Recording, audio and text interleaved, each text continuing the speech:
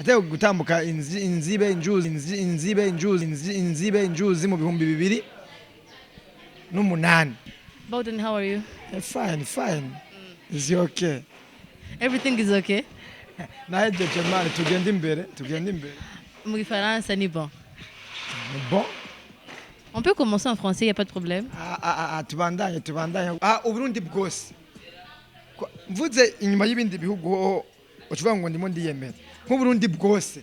N'ahantu ruguru kuri bamwe bagwaye imvunje batazi kiyato carico. Nta namwe batazi Bowden. Mugabo arundi ushaka kumva azi kuririmba kutana Bowden mugabo batamuzi n'isura. Fatwa amatwumva nako mugabo Bowden arenga ati nguriya Bowden. Aho nindi ya general retwa nyandikira. Urumva aho n'izindi nagenda n'amafilimi n'abandi mugabo je nta murimye ndonda ngo ingongo tugirane featuring cyangwa ngo fasha ngo ngende mu yebo yiwawe ivyo ntibibaho aho ugiye kuba umukozi wabajya ahubwo je nkorana n'inguvu na sasa ndamaraita ivuga guca waragiye uri gumuye ugiye ataco dupfuye igire nkujya mu kwine video bonamo ujyana ujyanye no kumavuga ngo ono muri ngo aririmba afise umugabo w'umuzungu umva n'ivyo byose nibishasha kunzi bati vezura bagira neza nyene babone uko nyene ari bishasha ndana ugumanye n'ugotwa cyangwa gumura binyenye yiwanje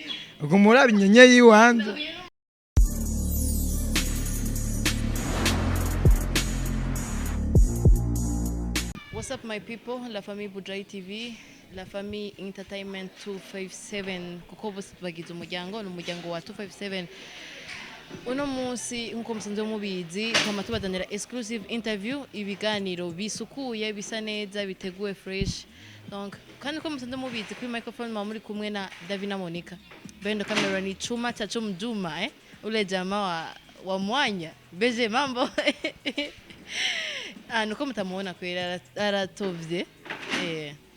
Then nkuko mumaze kubibona donc twashoboye kugira ibako ryo igira kabiri kuronka legend kuri kwatumiye legend Bowden mambo. Mimi niko fresh, niko poa tu. Nakona mambo mambo anaenda fresh. Sasa mbona uri Muswahili cyangwa uri Ndumurundi kazi Komba mu Giswahili tugende cyangwa mu Kirundi sinzi nawe uracanga. Mu Congereza ni bon, ntangura ndagusubiza. Bowden, how are you? Fine. Is it okay? Everything is okay? Nahejeje mani tugenda imbere. Mu Gifaransa ni bon. Bon. On peut commencer en français, il n'y a pas de problème. Tubandanye ubwo mu Giswahili cyangwa. Mu Giswahili ho nta kazamanye. Kwanza imbere gutangura byose imbere ya byose duhe akapela ijya ndirimbo mbere yo bandayibagiye. Kwisi hari menshi amarira nayo niyigera hera Bowden kwisi nawe nagomba uririmbe kuba ndazi nataka kurimba ijya ndirimbo ngira wiga nko mu wa kabiri cyangwa mu wa gatatu nawe rimba twumva akajwi kibago ijyanje yaramaze gusara ucyumva kwisi hari menshi ngubuzima nayo niyigera hera Bowden ubuzima no kwitondanya kuko byisi biragoye uko jewe ndavyumva torekanye uko jewe ndavyumva kandi jewe uko ndabibona abagiye kontreta ngo ndabibona umvira yego okay kagenda na simantare man na simantare numva naniyo niwe tumemwe kandi umuziki sima kugenda nawe turi muri simantare nawe turi simantare tayumva ugendera muri wegena na producer amevya kubita mpamvu hajya nawe kugenda muri kwa urayizi bati Bowden arimba uko jewe ndavyumva kandi jewe uko ndabibona Bowden dusubira inyuma gato ije myaka ugisohora iyo ndirimbo byari bimeze gutuvye ngari bimeze byarakorohera gusohora indirimbo kuronka amahera yo gusohora indirimbo ko twabona ego uri mu bana batangiye bakira abana uravyumva atabuzima burenze bafise ariko ukiyita nyene ku rutare ugakora byari byoroshe canke warastrugglinze nyene kiyagiye nivyaye byoroshe kandi byari byoroshe gikuru sina amafaranga ahubwo gikuru cyari kigoye aba producer barangarako urumva kwa ngamo Burundi mu bisanzwe hari studio zingahe hari studio zitatu nziza kwa fu muririmbye kugagira indirimbo iri kuri hit agende mu studio nziza cyambere hariho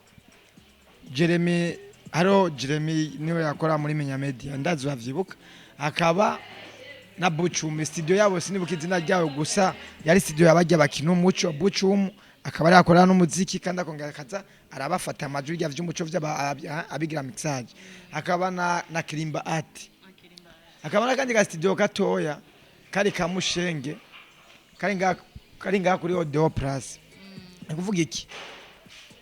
byase ko ngenda mu studio nziza zizimvye mugabo kubera abantu bakora umuziki kijyagiye nabo biyemera kandi amastudio ari make no habayimo kubabara mu guca mu ngwani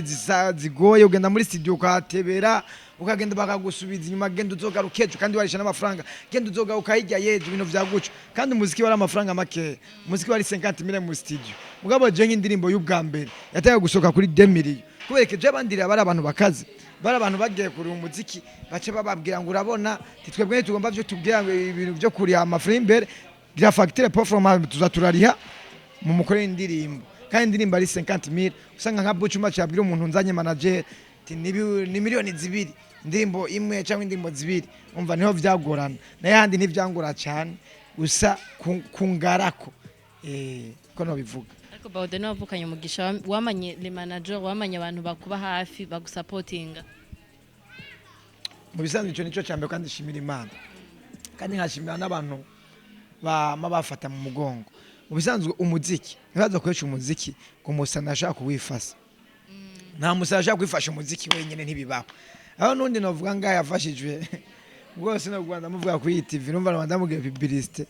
ubu hageze yitangwa ngo muri imwe ngo akaze mugabo yatabamire no buhageze n'abagera kwico gihagera kwa mi akasaba na featuring je nkana urumva kavuga ati fashe turirimba nebo nawe ati wapi kandi nawe nyene ugira ubu hageze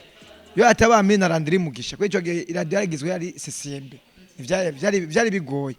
gusa njanje nagenda kwa miri njana aba manager bakavuga ati kore umwana vyakeneye tuzozana fagitire turiye cyuvyumva mama ndavuga ati umuziki nta muri imvyo wifashamo bano bose umva ngo n'ibyo bakomakomeye bandi bano bose bo mu bihugu bitandukanye sibo babanza gukora hanyuma bakoze kwanza umuziki ni impano abanza kwimvamo impano amaze kwimvamo impano hanyuma karonde abantu bamufasha ko ataruko nta muntu yo kwigeza ku muziki bikunde imbere bisaba kwanza imana kweko nawe ugogira abantu bakufasha dafite impano biragufana hagati na hagati banga Shiba ndahubwiye akazi yakora kugira abo muririmbyi batangara Shiba yatamba mu bubara arigira ibintu by'ubumaso yambaye ubusa kuri stage buri munsi twe dufite tugenda kumurorera Shiba kuri 10,20,50 atamba ari gusa imbere y'abantu kwa akunda umuziki mugabo nta buryo mugabo bijya byo gutamba ari gusa kuri stage y'abantu vyatumye aronkera manager bituma abo umustar niyo mpamvu ndavuga ati umuziki uragoye nta muntu abumuririmbyi ari wavyifashijemo ni kuvuga ikirero je bawude namanye amaraso meza ku bantu amaraso meza yo kumvikana abantu amaraso meza yo kundona n'ikindi naco no kubwira uburundi bwose mvuze inyuma y'ibindi bihugu ho ucuvuga ngo ndimo ndiyemera nk'uburundi bwose n'ahantu ruguru kuri bamwe bagwaye imvunje batazikira tucarico nta namwe batazi bawude mugabo arundi ushaka kumva azi kurimba kutana bawude nibwo batamuzi n'isura fatwa amatwi umva nako mugabo bawude narenga ati nguriya bawude ubwi bawude umuntu akundwa n'abantu bato n'abantu bahambaye n'abantu bakuze ni kuvuga amaraso yo kundwa n'abantu narayavukanye icogero cha mama wanje sikibi niko novuga ati nibishasha wamanye amaraso meza deja waranagiye ugaruka tukikwibuka kwa kundi nyene wewe apana gwaragiye ngo uranagaruka je nivyo mutazi je buri gihe cyose nuko ari byisi byahindutse buri umwaka je n'abandi ngaha naragenda hanyuma nkagaruka kugira ibiteramo hanyuma nkisubirira inyuma uco vyumva kandi cyo no kubwira bawude naho yogenda kamana n'imyaka 5 ingahe niyo gwasi niyo zimika kubera iki umuziki je ndawukorana n'ubwenge kandi cyambe nambe bakubwira ati imbere yo kumenyana n'abakozi banza umenyane n'ababosi babo ni kuvuga iki je imbere kwanza yo kubwira menyana n'umumenyesha makuru manza kumenyana na chef wa directeur w'iradio na chef wa directeur atwara ivyo bintu nyene biba bikenewe ku muziki wanje ugenda imbere cyo kintu ndakubwira ni kuvuga iki je niho mbwa imbere ugenda kuri Buja FM nk'ubugira ikiganiro gucuma ngo ndondere ngo baje bagisha bijya biganiro ubwo mbanza kurondera directeur wabo timutamba bimeze guca na guca ndi wa muhungu guca na guca ama directeur atabwa bajya bahunga ati Bawden mu biganiro guca na guca mugire promotion guca na guca nawe tuvyumva niko bimeze umuziki naho ugumye muri vya bindi ngo nkene kurondera naka usanga upotereye muri zanzira niyo mpamvu ndavuga ati naho vyogenda gute Bawden ayamari handi nyene ntagwa navyuka abandi banwenza ngo Bawden ngo mu minsi yarangishika bambwiye ngo Bawden ngo warahomvye ngo bagezweho n'abana nkababwira nje narahomvye mu isoko katakibanza narifise katakiyoske fise ijwi ryanje niyo mafaranga isura yanje niyo mafaranga kandi abanzi abanyubaha abamateka urumva bakomakomeye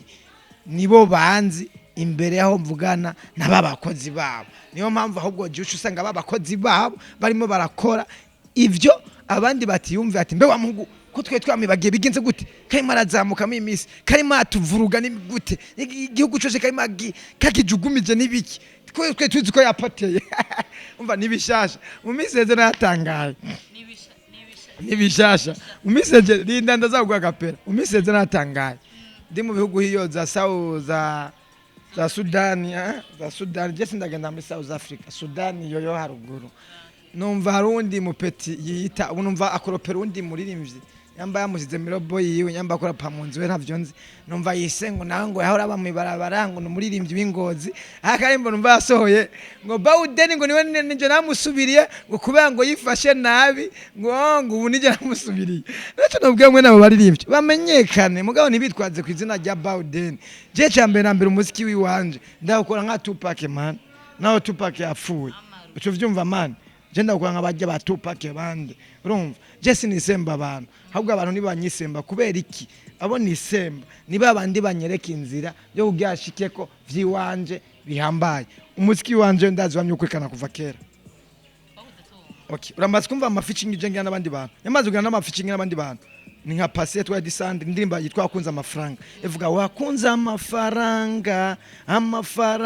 wakunze amamani urukundo gukuru wo migeme ntumubaze he aho nindi ya general retwa nyandikira urumva aho nizindi nagenda gana n'amaficingi n'abandi mugabo je nta murimye ndonda ngo ingongo tugane featuring cyangwa ngo fasha ngo ngende mu yebo yiwawe ivyo ntibibaho aho ugiye kuba umukozi wabajya ahubwo je nkorana n'inguvu zihambaye urumva kugira nigeze ziko jewe kuco nkeneye bamenye kwizina ryanje Bawden yamenyekanye gute je yigeze wumva amenyekanye kuko kurimbana naka bajya bose umva abakobwa bagezeyo ngo barungwe n'abazungu ujya nkujya afise indirimbo je namukoresheje mu ndirimbo yanje na Chanel arafu ndamuye nk'amafaranga ati dore amafaranga uje muri video yanje iyo ndirimbo nawe sindi bayita waragiye ndazura yize yaje na Chanel arafu na Bamso nasi ndamara ivuga guca waragiye urigumuye ugiye ataco dupfuye igire nkujya mu kwine video bonamo ujya n'ujya no kumavuga ngo ono muri ngo aririmba afise umugabo w'umuzungu umva n'ivyo byose nibishasha ubwo twakoze umuziki tuzi ico tumwe turakora ngenda ugira neza shashiri kwanda abona imishatsi nayo igumihara abamenshi abakunzi ba TV bagira neza nyene babona ko nyene ari bishasha ndana ugumanye n'ugotwa cyangwa umurabi nyenye yiwanje ugumurabi nyenye yiwanje umusirimu guys nunongoza abakunzi b'umuziki mwo baraturorera tubabigira pembeni umva vyo ndimo ndakubwira rero umuziki urahambaye kora apana kumenyekana ngo ngene kumenyekana kuri naka ngo fasha ngo struggle nyuma umaze gushika imbere kugateka kiwawe abandi bazokorondera kandi nk'ubu niwambaje n'izina ryanje ubazike banyita ambassadeur w'agateka kabana cyo byose navyo zuzi bijyanye ngo Bawden ngo new Bawden ukashera franga frumvu ya pesa ubanyita ambassadeur w'agateka kabana ako twakuze tumva bakwita ngo Bawden sina den tumva rijyani rya kera ubu banyita ambassadeur w'agateka kabana kwani je ndongoye mvuwa ya pesa frufu pesa ivyo ntibije no kurongora nije serukira agateka kabana bo mwibarabara aba batari bo mwibarabara agateka kama katandukanye hari abana iwabo bishoboye mugabo ubuzima babayemo atari bwiza dufate bamujya kameramani n'umubogari ashobora nk'abagore nka batatu umugore wiwe w'ubwa mbere yavyanye n'abana babiri agapfa hanyuma akazazana uwundi mugore kamuvya ko n'ubundi abana babiri bakaba bane ubwo babana bari mu rugo yavuga ko umugore w'ubwa mbere bakaba barimo baturorizwa abo bose nibo jeserukira ucu vyumva hari abana ku mu bubereho bwabo baturorizwa bivanye kuregwa n'abase wabo cyangwa mumbare ndakavuzana cyangwa gaturorizwa n'umwigisha abo bose nibo twe duserukira abo je nibo serukira agahinda k'abana ibikomere bafise ku mubiri nigendeje kubibaserurira abana bose tuvyumva kuvuga rero banyita ambassadeur w'agateka k'abana ka East Africa yose nibishasha Bawden ni kiki cyatumye uva mu Burundi ukagenda kandi wavuga neza yuko ntihora ufashwe nabi ico washaka ari ukironka ego nta ari gihe nyene ubuzima bw'umuziki wari ubufise